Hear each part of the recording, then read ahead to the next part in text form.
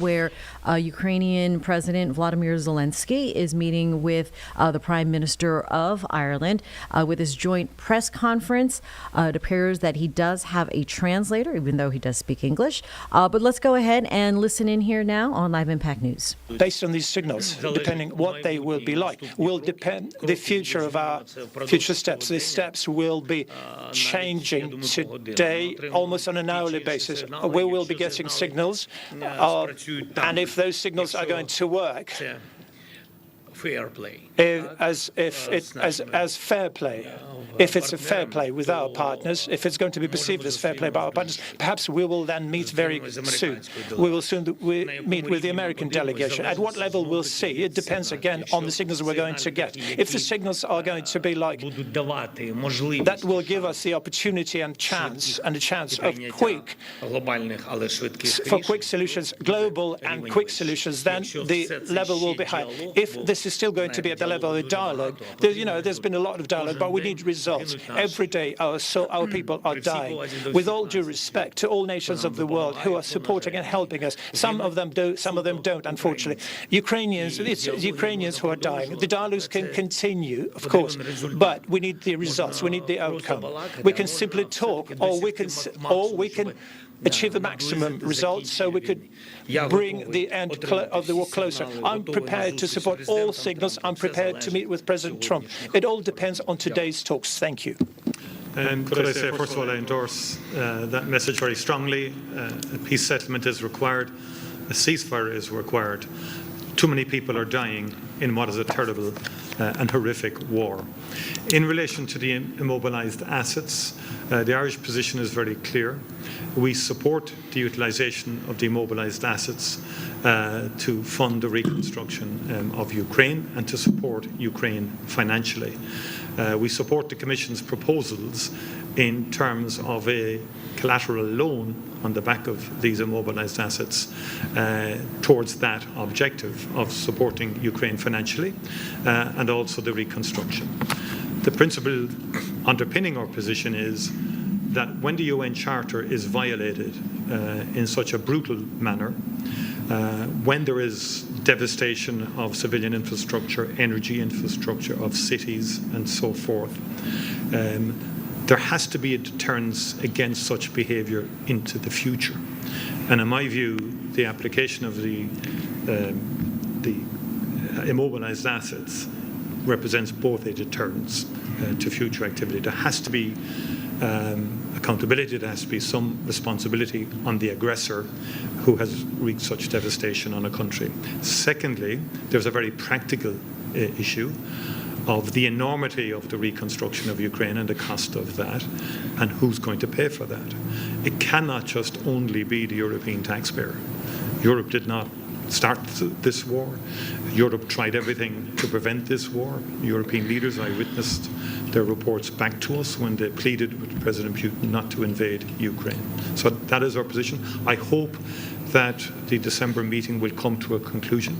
We fully respect the concerns of the Belgian government, fully respect, and these issues have to be ironed out, and there has to be a collective agreement across the European Union. And yes, it will be challenging to get that collective agreement, but Ireland's very clearly supportive of the Commission's position. Thank you. Next question to Paul Cunningham. Paul Cunningham from RT. Lascovo prossimo di Irlandi, pane Presidente. If I can ask you first, you mentioned the need for a fair and decent peace plan. Some believe that your Parliament faces a real dilemma, either a bad peace deal soon or a worse peace deal next year or the year after, given some Russian advances in around towns like Pokrovsk, which they claim to have taken. What's your response to that analysis? And Taoiseach, you mentioned about the big push for Ukraine to join the European Union. We have many tens of thousands of Ukrainians here who are on temporary protection. If they're going to be joining the European Union, can't you make a one-off to ensure that they will be able to apply for citizenship and they wouldn't have to wait 5 years, because at the moment the clock hasn't started ticking because they're under temporary protection? Thank you. Дякую за ваше запитання. Передусім хочу сказати, що простих рішень First and не foremost, I'd like to буде. say there will be no Ми simple solutions. We розуміємо, understand що відбувається, і that what's розуміємо, з happening. ким We маємо understand справу. who we're dealing with. Питання в тому, The що the question is, it's not about the complexity of decision making. приймати буде. Those who are capable of making these decisions will do that. I am capable of making decisions. It's important that this should be all open and fair and just. So there would be no game behind Ukraine's back. Nothing would be decided without Ukraine, about our future. If we're talking about the guarantees for security of Ukraine, and there is a signal about the frame document, then we have to clearly understand what it's going to be like and how it's going to work. At least basic things. Because, you see, it's not an experiment for us. We're talking about our people, our living people.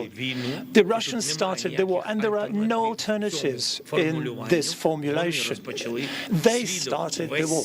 The world is a witness to that. They came with the aggression to annihilate us. We stopped them. Europe helped us. America helped us. Russia has not managed to occupy Ukraine because of the resilience of Ukrainian people and strength of Ukrainian army and, of course, our partners. We stopped them, and as the United States said, we stopped them shedding a lot of blood, and we fully support them. But we have to stop the war in such a manner that in 1 year Russia would not come back with a third invasion over the last 10 years. That may happen. That can happen because that was their main objective. They have not reached their objectives to occupy our state. I'm not sure that their objectives changed. They could have postponed their objectives, but we need support, a defense for that. What will happen tomorrow when our soldiers will go back home? Fairly go back home. Unfortunately, not all of them. Many of them won't come back home alive anymore. When they go back home, become engineers, teachers, various professions, and they'll come back. But the Russia will continue building up their army and defenses, preparing for the next invasion. Who can tolerate and endure that? Our people are strong. But with all due respect, that's why we want a certainty. We're grateful to the United States for the fact that they are prepared to be a guarantor of this security. But we want these guarantees. We want to understand this. We're grateful to Europe. We are grateful for Ukraine being seen in the European Union. And for us, it's important when this century or next century we're going to be in the European Union. So a certainty for Ukrainian people is what we need. Yeah, Paul, Ireland was one of the early advocates and supporters of Ukrainian membership of the European Union. It is a critical part of the future security of Ukraine, but also as a country that has experienced a transformative impact of membership of the European Union, we believe the Ukrainian people deserve to experience similar transformative impact of being a member of the European Union. And that would give freedom of movement to all Ukrainians and all Europeans, which is a very basic principle of the Union. We don't contemplate advancing that in advance of membership, although what we're endeavouring to do when we assume the presidency of the European Union in the latter half of next year is to accelerate the enlargement agenda. That is one of the key objectives for the Irish presidency, to see can we get chapters negotiated. We've discussed that, and we'll be very proactive in that regard. We will continue to engage with the Ukrainian community in Ireland, and obviously we understand it's under the BOTP at the moment, the directive, but obviously we're going to have to work with the Ukrainian community who've been here for quite some time now since the war. Many have come, many have gone back to Ukraine or elsewhere, and many are contributing in terms of work and in terms of setting up businesses as well. Okay, thank you. Jennifer from Bloomberg. Hi, President. A question for you. You said that the latest plan that emerged from the recent talks looks better. Can you give us some details of what's in it? And do you have plans to meet with U.S. envoy Steve Witkoff in the coming days? Дякую. Thank you. So we spoke with Steve yesterday and with him and with all his team, and we spoke. I think I already answered on your question that we are waiting for the results in America-Russia negotiations, today's results, and I will react according to the results. If I feel that we can count on real, specific dialogue, not just words, with some result, we will meet, and he's very welcome to Ukraine. But I'm not sure that they are up. I mean, on this way, this day, they're ready to come. But who knows? So I want to wait till today's evening. And what about the points? I'm not sure that I'm ready to share all the points of this plan, but I think that you saw a lot of things in media. But what can I say? I think that the most sensitive things and the most difficult questions, or questions with the challenges, it's about territories. It's about frozen assets.